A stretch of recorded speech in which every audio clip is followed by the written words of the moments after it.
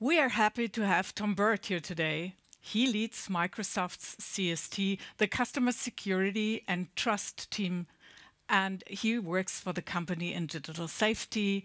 The organization formulates and advocates for cybersecurity policy and norms on a global basis, advancing digital peace through initiatives such as the Paris Peace Forum, the Cybersecurity Tech Accord, and the Defending Democracy Program, collaborating with public and private organizations.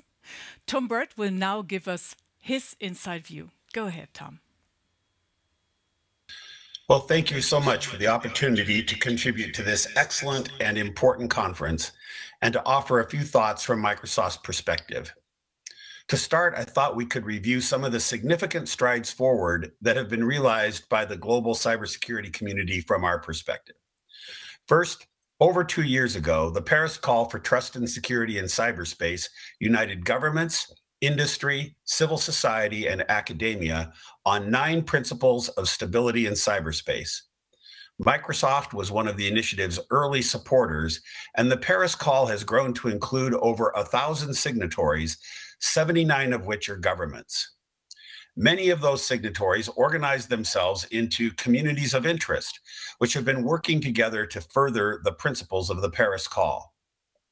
In one such community that was focused on election security, Microsoft, the Alliance for Securing Democracy, and the Government of Canada collaborated together and consulted experts from around the world, leading to a compendium of recommendations on election security that was published just last week.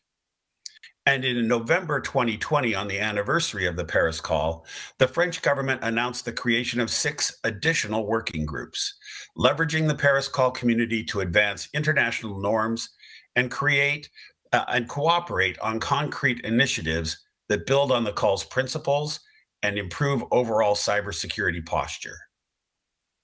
The Oxford process has emerged as an important collaborative effort by the world's international law experts to define applicability of international law to critical cybersecurity questions. And just yesterday, the UN General Assembly adopted the report of its open-ended working group. This process was the first time that UN discussions on peace and stability in cyberspace were open to all UN nations, and the OEWG for the first time consulted the private sector as well. The report reaffirms application of international law and existing agreements, but adds a call for protections for the security of healthcare organizations and supply chains, 2 areas that have been under relentless attack in recent months. The report does not do all it could have done. We would have loved to have seen greater emphasis on human rights and a stronger commitment to international humanitarian law in the text of the report. But nevertheless, the report's adoption sends a strong signal that consensus at the international level is possible, even on issues that lie at the heart of future geopolitical competition. We hope that this signal will be repeated in other UN discussions on cybersecurity in the coming weeks and months. But despite all this progress, the global digital ecosystem remains subject to daily attacks by nation-state actors and cybercriminals. And those attacks are increasing in frequency, in sophistication, and in impact. I thought I'd spend a few minutes discussing 2 of the more notorious recent attacks that I believe provide some important lessons for us all to consider and for the conference to consider how we can work to advance the issues of cyber peace and cybersecurity. The first attack that I'd like to address was the SolarWinds attack. It started in about March of 2020 and was not discovered until late November of 2020. This was an attack that has been attributed to the Russian SVR. This attack was conducted by corrupting the update process for a popular application from the SolarWinds company, a technique that was also done in the NotPetya attack in the Ukraine. In this case, the application was a network monitoring and optimization application. The attacker likely penetrated the SolarWinds network initially through password spray or some similar technique, but it then inserted malware into the update package for this popular application as it was being built. And that application, together with the malware, was then downloaded as an update by 18,000 of SolarWinds customers, which automatically opened backdoors to each of those 18,000 networks. Now, as it turned out, the attacker was not interested in 18,000 networks. They picked and chose about 100, maybe as many as 200 espionage targets.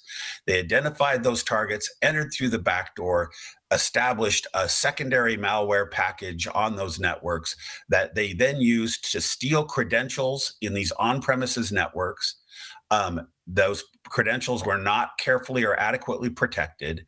They obtained escalated administration privileges in the victim's on-premises networks so that they had all the authority of a network administrator. And then they used those privileges to view and exfiltrate data from the on-premises networks and from cloud services that trusted those stolen credentials, like Microsoft's Office 365. Now, the second attack that I would like to discuss began earlier this year when a Chinese actor group that we call Hafnium used a previously unknown vulnerability in Exchange Server to conduct espionage on a small number of networks around the world. Once this was reported to us, we began our process of watching carefully what was happening while we worked to engineer patches to protect our Exchange Server customers. And initially, this was just a typical espionage operation, with the actor quietly targeting just a handful of victims around the world.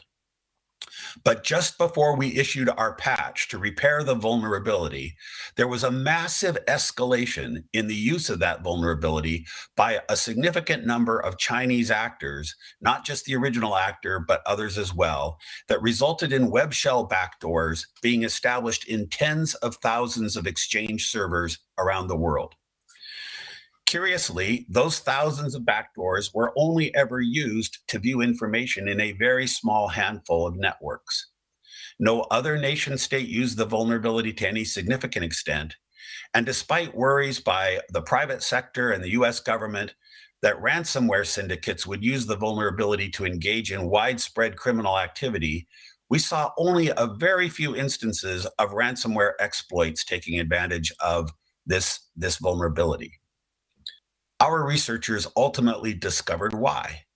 The vulnerability could only be exploited to gain access to an Exchange server if the attacker had the email address of the Exchange server administrator at each target. Now, this was an important insight because that's not information that is generally public or generally known. And as a result, that made use of this vulnerability difficult and expensive, and not something that ransomware syndicates were interested in. But the question that remains is, how did these Chinese actors take advantage of this vulnerability? There has been speculation that the attackers must have had access to an enormous database of information about enterprises and organizations and government offices around the world that included the email addresses of Exchange server administrators in order to mobilize such an escalated operation so quickly. So what are the key lessons that I think we can derive from these two attacks and that are important as we work to improve cybersecurity and advance digital peace? First, sophistication. This is not a new lesson. We've known for some time how sophisticated nation-state attackers can be. In both these cases, clearly the attackers were skilled, well-resourced, and innovative. They used a very novel approach to embed malware in a software update. And they found and used a zero-day exploit in Exchange server and were able to use it for an escalated campaign, even though its use was difficult and challenging. Second, there's been some commentary that these attacks are not concerning and should not be concerning to us because they're just typical espionage. Not true. This was not espionage as usual. In both cases, the attackers used widespread, indiscriminate attacks on thousands in order to actually spy on just a few real targets. This reckless approach imposed widespread disruption and economic harm. Third, the attacks employed new and troublesome techniques that threaten digital peace. First, the Russians again corrupted the software update process. This is a process that all vendors, Microsoft, all of our competitors, and all of our partners in the ecosystem use to keep customers secure. It's critical to the security of the digital ecosystem that this process be trusted and used by our customers. Abusing it in this way will destroy that trust and reduce security. The international community should not countenance these kinds of attacks. In the Hafnium attack, the Chinese apparently had access to and used massive data sets to target enterprises, governments, and organizations indiscriminately and without any apparent plan. Again, a new and challenging form. Finally, in both cases, and despite widespread consensus about the source of these attacks, we've heard unabashed denials of culpability by the governments that are responsible. These denials are coupled with demands for proof that the attackers know will not be forthcoming. They know that providing such evidence would necessarily reveal the sources and methods necessary to track and expose malign actors. So we need the international community to work together. We need governments to come together to collectively attribute these attacks and impose appropriate sanctions on nation states that violate accepted norms of conduct in cyberspace. Thank you very much for the opportunity to talk to you about these important issues. And if there's time, I'd welcome questions. Thank you very much, Tom Burt, for these scary insights. We are happy to have you here live. So now let's move on with our panel.